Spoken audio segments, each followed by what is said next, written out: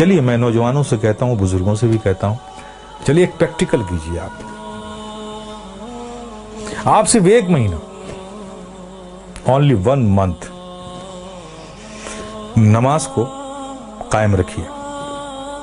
کچھ بھی ہو جائے، ٹرین چھوٹتی ہے چھوٹ جائے، گاڑی چھوٹتی ہے چھوٹ جائے، کچھ بھی ہو جائے، لیکن نماز مت چھوڑیے. میں پریکٹیکل بات کہہ رہا ہوں. 1 مہینہ اس پر قائم رہیے، پھر 1 مہینے کے بعد نماز خود ہی آپ کو نہیں چھوڑے گی. آپ کر کے تو دیکھو یار، کر کے تو دیکھو میرے پیارے، پھر دیکھو کیا لطف آتا ہے. آج تمہیں سایہ بھی ڈرا رہا ہے نا، سایہ سے بھی ڈر لگ رہا ہے نا، نماز کو اپنے سینوں سے لگا دو. خدا کی قسم ظلم و تشدد کی کیسی ہوئی آندھیاں بھی چلیں گی نا، اس سے بھی خوف نہیں آئے گا تمہیں. جو بندہ 5 وقت اپنے رب کی بارگاہ میں حاضر رہتا ہو. ارے بھائی، ایک آدمی ہے جو منسٹر کی آفس میں کام کرتا ہے، اور دوسرا آدمی جو آفس میں کام نہیں کرتا لیکن 3 بار پرائم منسٹر کے پاس جاتا ہے. تو دیکھیے کیسے سینے چوڑے کر کے چلتا ہے وہ. اس کا آنا جانا پی ایم کے آفس میں ہے.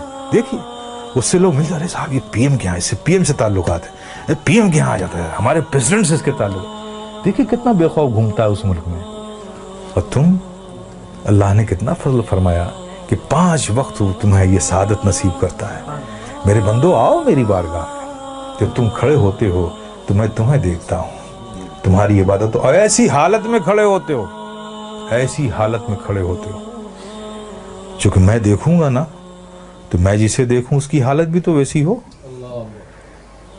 پیارے آقا صلی اللہ علیہ وسلم ارشاد فرماتے ہیں کہ رب نے فرمایا جب ایک بندہ نماز کے لیے مسجد میں جاتا ہے اور نماز کے لیے وہ کھڑا ہوتا ہے تو کھڑے ہونے سے پہلے رب فرماتا ہے فرشتوں سے، اے فرشتوں، اس کے اندر جتنے گناہ ہیں نا وہ اس سے جدا کر لو، نکال لو، ان سارے گناہوں کو الگ کر دو اس سے.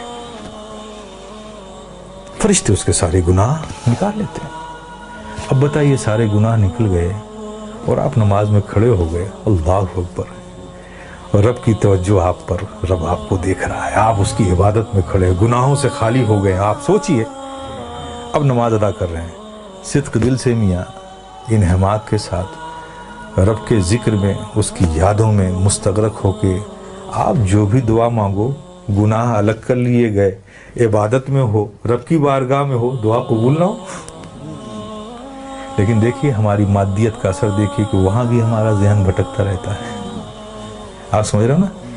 پھر اس کے بعد کیا ہوتا ہے جب وہ بندہ نماز سے فارغ ہوتا ہے، کتنی بڑی نعمت ہے آپ سوچو.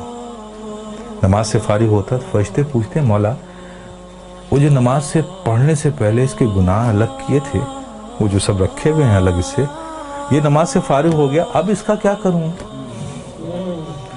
اب اس کا کیا کروں. تو رب فرماتا ہے جب تم نے الگ کر لیا ہے تو الگ ہی رہنے دو. آئے ہے کتنی بڑی نعمت سے ہم محروم ہو رہے ہیں خدا کی قسم ہے. اس لیے میرے عزیز، میرے پیارے، یہ بہت بڑی نعمت ہے، بہت بڑی نعمت.